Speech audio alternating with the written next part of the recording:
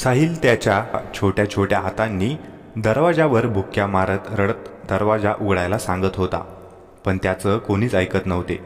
त्याची आई परिधी वारल्यापासून त्याच्याशी आपुलकीने वागणारे लोक एकाएकी त्याला परिधी आरशात दिसते असे त्यांनी सांगितल्यावर त्याकडे विचित्र नजरेने पाहू लागले होते. आईच्या जाण्याचे दुःख झाले आहे की यांच्या पण परिधीसारखा डोक्यावर परिणाम झाला आहे हे त्यांना कळत नव्हते. त्यासाठी मानस म्हणजे साहिलचे पप्पा यांनी त्यांच्या ओळखीच्या एका डॉक्टरांना यासाठी बोलावले होते. त्याच्याशी 2 तास गप्पा मारायला आलेले डॉक्टर काका अचानक रूमच्या बाहेर पळून येताना सगळ्यांना दिसले. साहिल दरवाजाजवळ बसून तो उघडायची वाट बघत होता. त्याला समजतच नव्हते घरचे असे काय वागत होते त्यासोबत. चक्क आज तर कोंडून ठेवलं होतं त्याला. काकू तर सारखं येता जाता त्याच्या आईला बरं झाली मेली वेडी असं काय काय कुजबुजत आवाजात बोलत होती. मनाशीच विचार करत करत त्याची नजर समोर आरशात गेली. तिथं अजून एक साहिल उभा होता. खुणावून तो त्याला जवळ बोलावत होता. तो सगळ्यांना सांगून सांगून दमला होता की त्याला त्याच्यासारखाच एक मुलगा दिसतो म्हणून, पण कोणी त्यावर विश्वासच ठेवला नाही. आई गेल्यापासून तो खूप एकटा पडला होता. कधी कधी अचानक शाळा लवकर सुटून तो घरी यायचा, तेव्हा त्याला आई पण अशीच आरशाजवळ थांबून बडबड करताना दिसे. तेव्हाची आई त्याला एकदम वेगळीच वाटत असे. सगळे म्हणतात त्याच्या आईला हे भास लग्नाआधीपासूनच होत होते. ती थोडीशी वेडसर होती का, पण काय खरं होतं ते देवास माहीत. त्याच्या बाबांनी बोलावलेले नवीन डॉक्टर काका पण त्याला परवा समजावत होते की आरशात वगैरे मुलगा तसं काही नसतं, हे सगळं मनाचा भास आहेत. मला हे पटावं म्हणून ते तसंच मला आरशाजवळ घेऊन गेले, पण समोर आरशात त्यांची एकट्याची प्रतिमा बघून घाबरून जे पळाले हे पाहून आरशातील आई आणि आरशातील साहिल खूप वेळ हसत होते. तेव्हापासून तो असा खोलीत बंद होता. मानस हतबोल होऊन रूममध्ये कोंडलेल्या साहिलचा विचार करू लागला. साहिल असा का बरं वागत असेल? त्याला खरंच परिधी दिसत आहेस असेल का? परिधी पण शेवट दुहेरी व्यक्तिमत्वाच्या आजाराची रुग्ण झाली होती असे सगळे म्हणत, आणि सगळ्यांमध्ये आता साहिलही त्याच वाटेवर होता. अगदी काल परवासारखी गोष्ट वाटत होती. परिधी त्याची सुंदर हसरी खेळकर बायको, एक आदर्श गृहिणी, एक परिपूर्ण आई, सगळ्या भूमिका ती यशस्वीरित्या ती जगली होती आणि अचानक वेड्यासारखं वागू लागली होती. मला चांगला आठवतंय तो दिवस ज्या दिवशी ती ऑफिसमधून आली होती. तेव्हाच तिच्यात काहीतरी बदल झाला होता. चमत्कारिक वागू लागली होती ती. तिच्याशी बोलण्याचा प्रयत्न केला असता सारखी म्हणायची, माझ्या अंगात साधू आहे, अघोरी साधू, आणि तो मला सोबत घेऊन जाणार. तिला मी स्वतः त्यानंतर कितीतरी वेळा आरशात बघून हातवारे करून बोलताना पाहिलं होतं. आधी मला वाटले ऑफिसचे असेल काही टेन्शन, होईल नंतर सर्व ठीक, पण माझी ही आशा पण फोल ठरली. तिच्या ऑफिसमध्ये जाऊन पण चौकशी केली होती की कोण साधू आणि हिची भेट झाली होती का म्हणून, पण कुठूनच काहीच कळत नव्हतं. या सगळ्याचा परिणाम साहिलवर होऊ लागला होता आणि अशातच एक दिवस या सगळ्याला कंटाळून फाशी घेऊन तिने आपले आयुष्य संपवले होते. अगदी 15 दिवसात सगळं होत्याचं नव्हतं झालं होतं. साहिलची केविलवाणी हाक त्याच्या कानावर पडते, बाबा बाबा दार उघडा ना. धडपडून तो साहिलला बाहेर काढण्यासाठी बेडरूमचा दरवाजा उघडायला धावला. दार उघडताच साहिलने त्याच्याकडे झेप घेतली. तेवढ्यात बेडजवळच्या ड्रेसिंग टेबलच्या आरशात त्याला काहीतरी धुरकट सरकल्यासारखे दिसले. काय होते ते? वारा, धुकं, सावली की परिधी? क्षणात त्याचं मन वेगवेगळे विचार करत धावू लागले. पटकन साहिलला घेऊन तो रूमच्या बाहेर आला. इकडे संध्या तिचा सूड पूर्ण झाल्यामुळे खूप आनंदित झाली होती. ती आधीपासून परिधीवर खूप जळत असायची. परिधीची ती मैत्रीण होती, पण ती नेहमीच परिधीवर जळायची. तिचं सुख, तिचा नवरा, तिचं घर सगळं बघून तिच्या पोटात खोल खोल खड्डा पडायचा. मी पण या सगळ्यांसाठी कॅपेबल आहे, मग मला का नाही हे सगळं? मला पण हवे हे, आणि जर मला नाही मिळालं तर तिला पण नको हे. अशात तिला एका अघोरी साधूचा पत्ता मिळाला. भीतच ती त्या ठिकाणी गेली. परिधीचे उत्तम गुण, छान स्वभाव, छान नोकरी, छान सुखी परिवार ह्या तिच्या सगळ्या गोष्टी संध्याचा जळफळाट होण्यास अजून कारण ठरत होता. तिचा हा द्वेषाचा प्रवास एका अघोरी साधूपर्यंत येऊन पोहोचला होता. त्यामागे तिच्या सुखी संसाराचं काय होईल, तिच्या लहान मुलाचं काय होईल याची पर्वाही तिने केली नाही आणि एक अनुचित पाऊल उचलले. नेहमीसारखी परिधी ऑफिसला आली होती. आल्या आल्या तिची गरम कॉफी तिच्या डेस्कवर शिपायाने लगेच आणून ठेवली. परिधी तिची बॅग डेस्कवर ठेवून फ्रेश व्हायला गेली.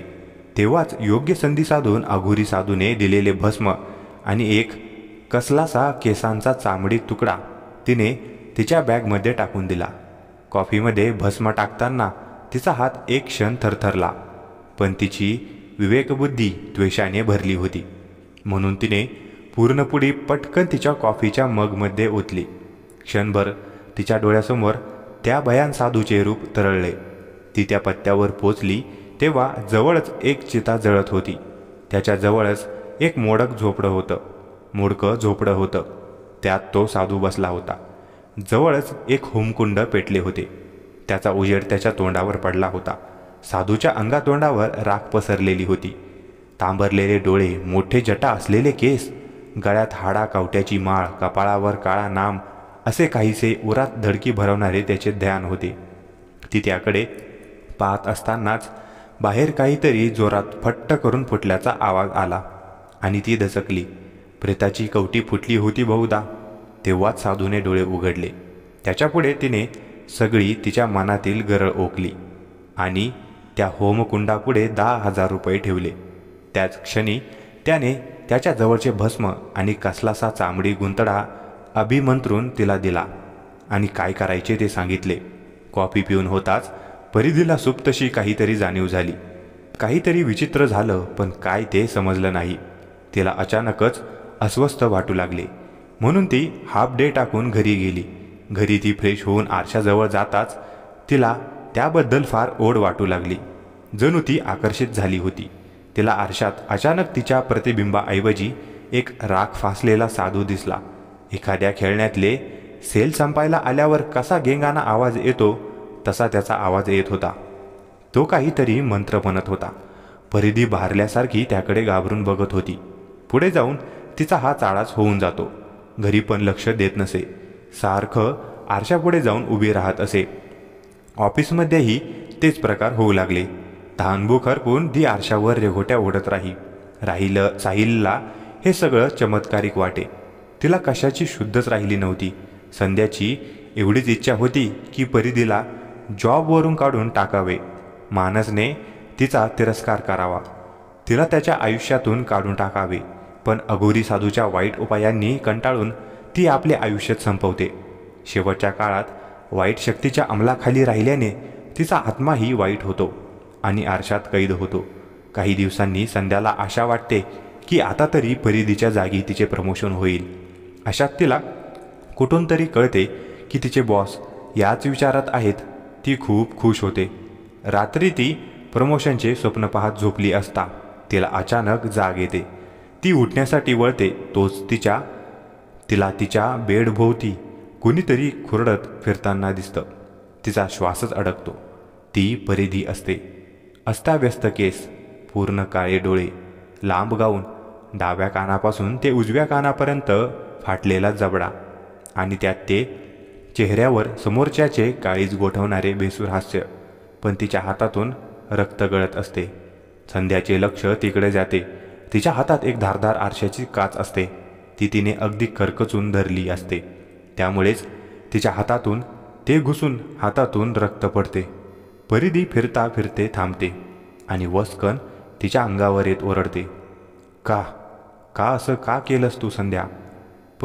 परिधी. पण तिला काही बोलण्याचा अवसरच न देता परिधी तिच्या हातातली काच खसकन तिच्या गळ्यात आरपार खूप असते. तिचा नाईट ड्रेस, उशी आणि मागची भिंत तिच्या लाल रक्तात पूर्ण न्हाऊन निघते. परिधीचा बदला पूर्ण झाला असतो. तिला तिच्या जगात जायला हवं होतं, पण तिचं मन साहिलमध्ये गुंतलंय. त्यांच्या बेडरूममध्ये साहिलला मानस कुशीत घेऊन झोपल्याचे बघताच ती थांबते. ह्या दोघांना पण आपण आपल्या जगात घेऊन जाऊ आणि तिकडे राहू असा विचार ती करते. शेवटी ती आता एक प्रेतात्मा असते. मध्यरात्री मानसला जाग येते. साहिल त्याच्या खुशीत मुसमुसत असतो. मानस त्याला विचारतो, काय झालं बेटा? रडतोयस तू? का रडतोयस तू? भूक लागली आहे का तुला? साहिल हुंदके देत म्हणतो, बाबा कोणीतरी बेडच्या खाली आहे. मानस, नाही बेटा, कोणी नाही तिकडे, तू रडू नकोस, झोप तू शांत. साहिल, नाही बाबा, तुम्ही बघा ना एकदा. मानस, अच्छा बाबा, घाबरू नकोस तू, बघतो मी, ओके. मानस हळूच बेडवरून खाली उतरतो आणि खाली बसून बेडच्या आत वाकून बघायला लागतो. नाही म्हणायला त्यालाही भीती वाटत असते. अचानक रूमचे तापमान वाढू लागते. थरथरत्या हातांनी तो चादर वर करतो आणि आत वाकून बघू लागतो. आतमधील दृश्य पाहून त्याच्या अंगावर काटाच येतो. बेडच्या खाली मधोमध साहिल घाबरून बसला असतो आणि तो म्हणत असतो, बाबा बेडवर बघा ना, कोण झोपलंय. मित्रांनो, तुम्हाला ही कथा कशी वाटली ते कॉमेंट करून सांगा व अशाच कथांसाठी आपल्या चॅनलला सबस्क्राईब करा. धन्यवाद. मित्रांनो आणि मैत्रिणींनो, तुम्हाला एक छोटीशी विनंती आहे की मी एक स्पर्धा परीक्षेची तयारी करणारा एक विद्यार्थी आहे. अभ्यास करता करता थोडाफार आर्थिक हातभार लागावा म्हणून साईड बाय साईड मी हे एक यूट्यूब चॅनल चालवत आहे. जर तुम्हाला माझे व्हिडिओज आवडत असतील तर तुमच्या स्वइच्छेने तुम्हाला जेवढी आर्थिक मदत करता येईल तेवढी तुम्ही करू शकता. यात सर्वस्वी तुमची इच्छा आहे. तसेही मी तुमच्यासाठी दररोज नवीन नवीन रोमांचक कथा घेऊन येतच राहील. फोनपे, गुगल पे करण्यासाठी तुम्ही या नंबरवर मला आर्थिक मदत पाठवू शकता. धन्यवाद.